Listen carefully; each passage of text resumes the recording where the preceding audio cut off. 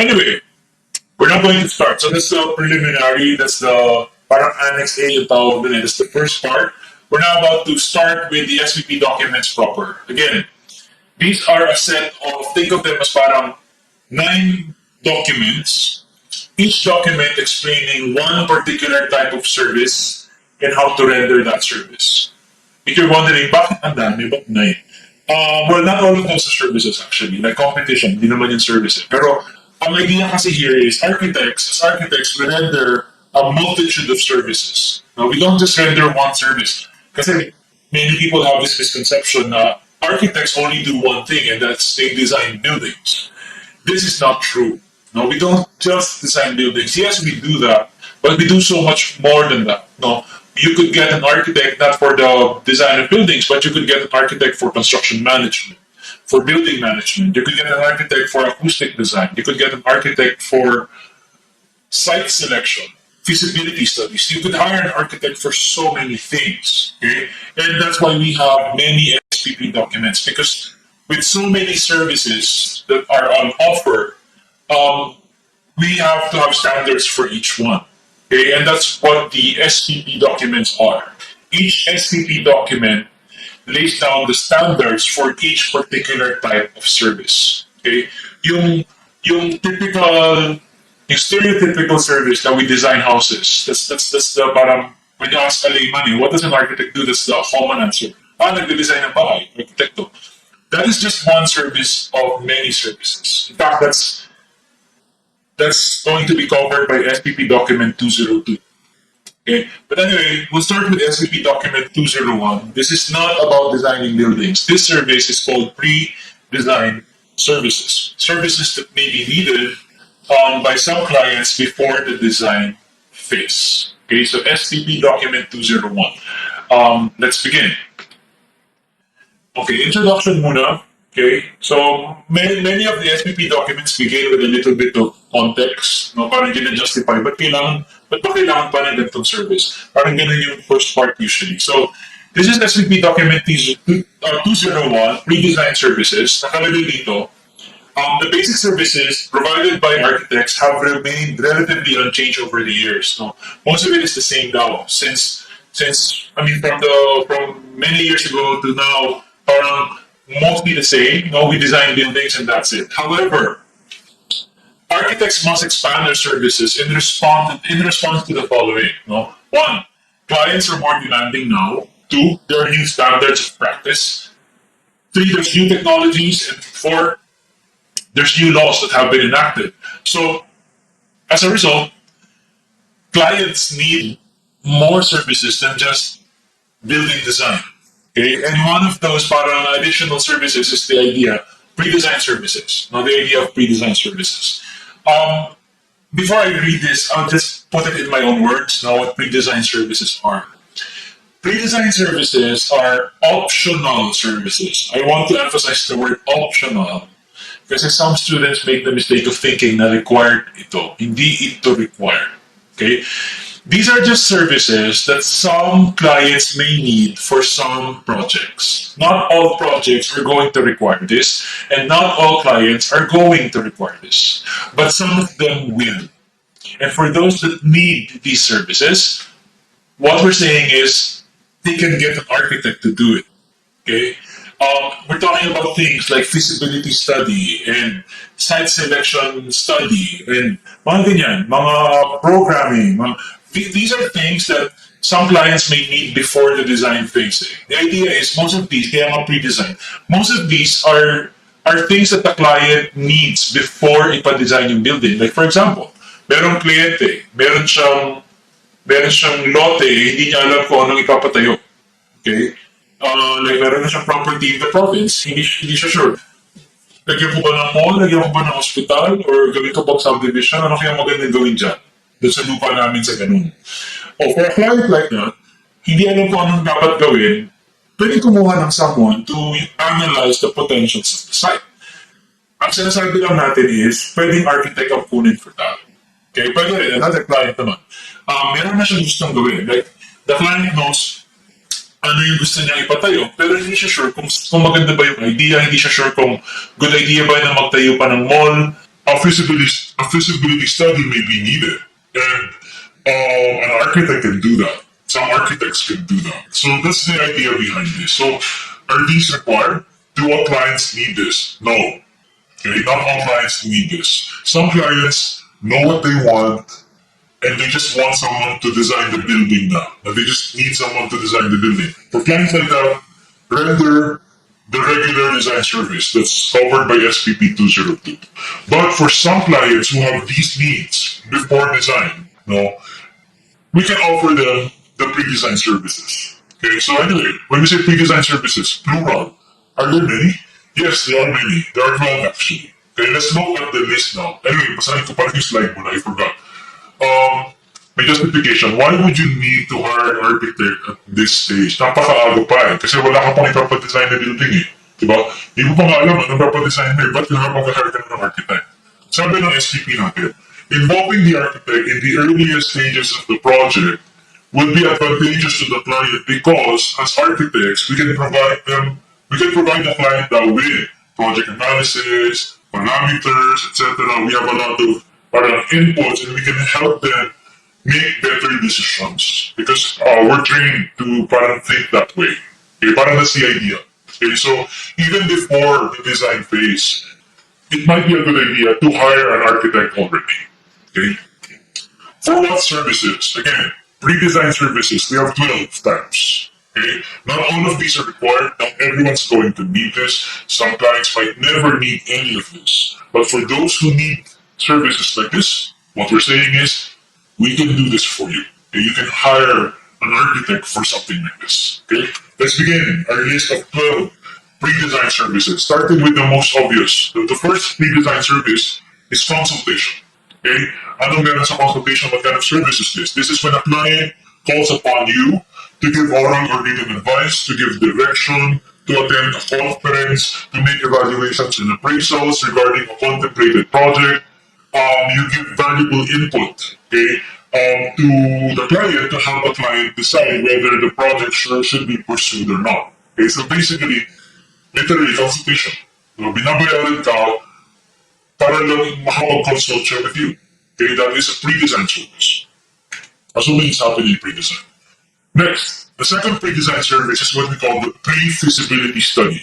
Okay, these are, ito na, pre-feasibility study. Iba pa yung feasibility study. Okay, ito is pre-feasibility study. These are preliminary studies involving the procurement, analysis, and use of secondary information gathered for the project to aid the client in early decision making. The pre-feasibility study represents your initial assessment of the project's soundness and will allow the client to explore his options, whether to pursue the idea or not. So this is your initial assessment of, is this a good idea or not? Will this business probably succeed or not? How do you do the study? Well, marami kang gagawin, pero for me, the keyword is secondary data or secondary information. Pag sinabing secondary information, this is information na hindi ikaw personally nag-gather. No? Like parang meron kang survey na nakita and may resulting survey. Hindi ikaw yung nagpa-survey, pero may survey kang nakita and may data from the survey. Okay? Kasi kung ikaw yung nagpa-survey, ano yun? Primary information yun, primary data yun. Okay? So pre-feasibility study, you don't need to gather primary data. Secondary data is fine. And this represents now, again, this study represents your initial assessment of the project's soundness. Okay? Now, the third pre-design service is the feasibility study service. So feasibility study is the detailed analysis of the project based on the pre-feasibility studies. Ang goal ng feasibility study is to determine the viability of the development. So this is much more detailed, much more technical, and much more parang sure. It will set the project against present trends and future trends. The feasibility study must forecast how the project will perform over time, kailan ang return of investment, etc. And a study like this requires primary data gathering. Why am I highlighting these words? Parang, sir, I get that they're different, but these words, parang they're not that important. Why highlight them? Sometimes kasi, pag tinanong ka ng mga ganito sa exam, the question is oftentimes phrased in this way. Ikikwento sa iyo ano yung ginawa ng arkitekto, and itatanungin ka, anong service yung render niya? Okay? sometimes the services can sound really similar, and I think keywords are going to be important. You should like parang pick out certain keywords which when you see tells you right away, primary data visibility. Secondary data, sure ako pre-feasibility. Kasi primary data yung isa eh. So kung secondary data, sure ako pre-feasibility. So you want to be paying attention to certain keywords, especially for things that kind of sound similar that you could mistake for the other. Okay? So it's easy to tell them apart. Okay, just in case the lines are exam. Anyway, so that's the feasibility study. There are 9 more pre-designed services. The next one is called site selection and analysis. From the name, it's obvious what you're going to be hired for. You're going to be hired to help select a site. So here, ang gagawin mo is tulungan si client maghanap ng site. You formulate site criteria. You assist the client in evaluating potential sites. You analyze you prepare an analysis to determine the most appropriate site for a project. So merong project, naghanap kayo ng site for the project. Tinutulungan mo siya. This is the service. Next, site utilization and land use studies. Here, merong note si client, pero hindi siya sure anong gagawin sa note. No? So pwede kami hire for the preparation of the site utilization study. Basically, you do an analysis of the site to identify the potentials of the site. Your analysis should cover the context of the site, the environment, the development controls. Ang goal is to arrive at the best possible use for the property. You're being hired to give advice. Anong magandang gawin, anong magandang itayo doon sa property niya. Number 6, architectural research. Honestly, it's research. It's exactly what you think it is. Here you conduct primary, secondary research. You're being hired to do research. Okay? It is a pre-designed service. Some clients need that. Some clients need that. Next, architectural programming. Bago mo pa-design, ipagawa mo na ng program. Possible. So some clients would want to do this. This architectural programming is an analytical problem-seeking process that leads to the statement of the horizontal and vertical requirements for the project, not for the solution. So the program will incorporate a space program with a characterization of the spaces like ambience, cost range, etc. So that's the architectural program. For clients na gusto mo na magpagawa ng program bago mo pa-design, pwede kumuha ng architect, not for the design, but just to do the architectural program. Okay? Sometimes this could be useful for, kunyari magpapabid kayo, kailangan niya ng TOR, terms of reference. Although, ibang service kasi yung TOR, lalabas yun later. Pero let's just go to number 8, space planning. Okay? Space planning is a service where the architect is hired to determine the adequate size, the appropriate configuration for a proposed project, considering the use, allocation, and interface of spaces for given activities. Okay? Space planning is done mainly through primary data gathering now, like interviews, consultations, focus group discussions, space planning surveys, etc. Now, I wouldn't call it a problem, but a possible issue with space planning is there's a service, and the next one sounds really similar, space management studies. Okay? Anong difference ng space management studies and space planning or space planning study? Space management studies are kind of more related to the organizational structure of the client. Here, you perform an analysis of the space requirements of the project based on how the organization is structured. Ano yung setup ng corporation? Ilang departments, ilang VPs, ilang staff, ilang ganyan-ganyan. So, parang using how the organization is designed or structured, you're going to analyze or provide analysis of the requirements. So in your analysis, you have to pinpoint linkages, how the spaces are supposed to interact, considering how the organization works. Gagawa ka ng space program that later will be used as the basis for the architectural design. Kung tumuloy man sa architectural design. Next service is value management. Value management. Okay, so this technique, value management, is applied in the cost management process to minimize the negative effects of many cost reduction programs. Take note that the term that's often used in the real world is value engineering, VE, value engineering. But in our standards, our preferred, well, not preferred, the term that was used in the standards is value management. I don't know if they were trying to purposely avoid saying the word engineering. Hindi ko alam if that was the reason, but value management is an okay phrase din naman. It kind of sounds the same. Again, ang goal nito is to minimize the negative effect of cost reduction. When you perform cost reduction and bawas ng budget, magkakaroon ng downgrades somewhere, right? Things have to change in order to reduce cost. And these changes usually have a negative effect. Mas pangit, hindi same yung performance, mas maliit, mga ganyan. Those are negative effects, right? The goal of value management is to minimize those negative effects. Meaning, reduce tayo ng cost, pero minimal, or kung kaya, walang negative effects dapat. Okay? The goal of value management, then, is to achieve an unimpaired program at the minimum cost. Okay? Meaning, hit the same set of requirements, it performs the same, but it costs less.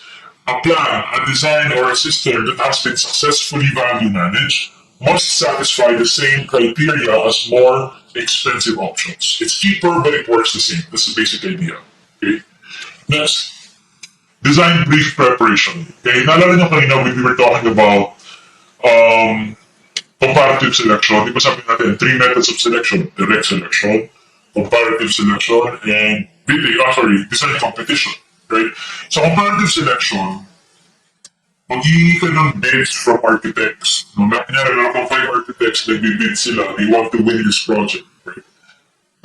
In order for them to submit a proposal, they need to understand muna what you're going to ask them to design.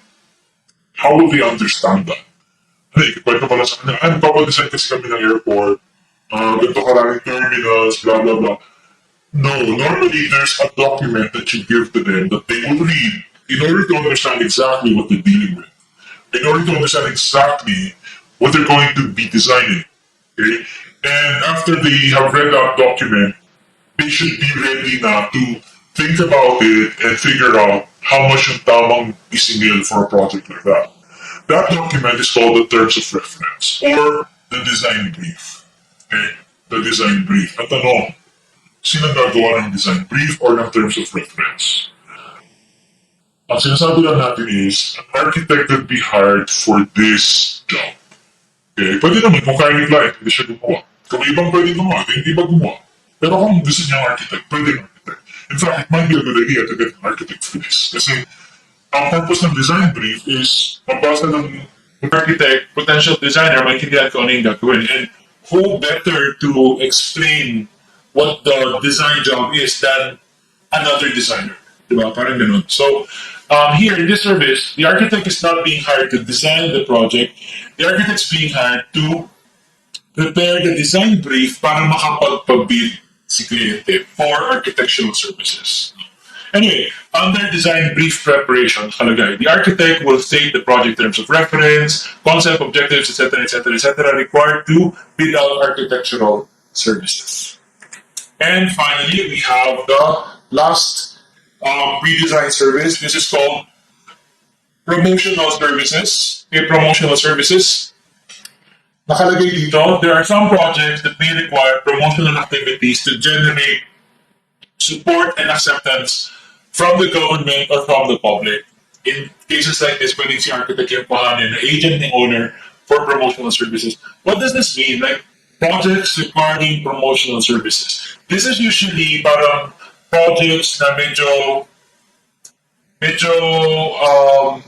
don't want to say controversial, pero malalaking project that requires, well, lahat ng project kasi they require clearances from the government. Pero one project comes to mind. The project that I often use as an example is, I don't know if you remember yung Nickelodeon something park in Palawan that made the headlines like maybe a couple of years ago. I can't remember exactly when. Pero if you don't remember, let me recap what I remember. I remember na the news outlets announced that parang Nickelodeon yata was thinking of parang building this water park. I can't remember exactly what kind of park it was in Palawan. And the moment the news broke out, the backlash was kind of immediate. I don't know if you remember, but people were very vocal about the project being a bad idea. People thought it was a bad idea. It might ruin delicate ecosystems of Palawan, etc., and that the government should never allow the project to proceed. Okay. The project was eventually shelved. No, hindi naman na yun natuloy. I think parang months later, I saw a headline saying, yeah, Nickelodeon abandoned yata. I'm sorry if I can't remember if it was Nickelodeon. Basta, whatever it was. Okay. But the point is, the idea was abandoned. And probably for that's the good thing. Parang that's a good thing, I think. Na dapat talaga, I really think it was a bad idea. But I'm just using that as an example because kind of problem. Don't get me wrong, I'm not implying that I support that project in particular. But I'm just saying that's a good example of a project that requires promotion of activities. Kailangan i-promote siya to generate support because you saw, di ba, there was little support from the public, much less support from the government as well. So, projects kasi like that, na hindi sinusuporta ng publiko or ng gobyerno, there's a good chance hindi matutuloy yung mga ganyang project eh. So, some projects may require promotional activities. And ang sinasabi lang natin is, if a client needs promotional activities, we can hire an architect to render the service. Anong gagawin ng architect in this service? Siya yung magpo-promote? Like parang, no, not necessarily. The job is to produce, to coordinate all activities necessary for promotion. No? Like, it's up to you what kind of promotions you're going to do, but I would imagine you'd have to go on TV and radio shows to explain the idea. You'd have to maybe do ads on the paper to explain to the public why it's not really a bad idea. You'd have to mga iba pang promotional activities like that. Parang gagawa ka ng website explaining this and that, talking to news outlets nga, etc., being interviewed.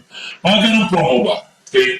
And basically, pwedeng architect yung kuhanin to parang take care of this whole promotional services requirement para hindi na masakit sa ulo ng kliyente. So this is a pre-designed service. Okay, manner of providing services. Ito, I'm going to only show this once kasi this is often true of all SPPs.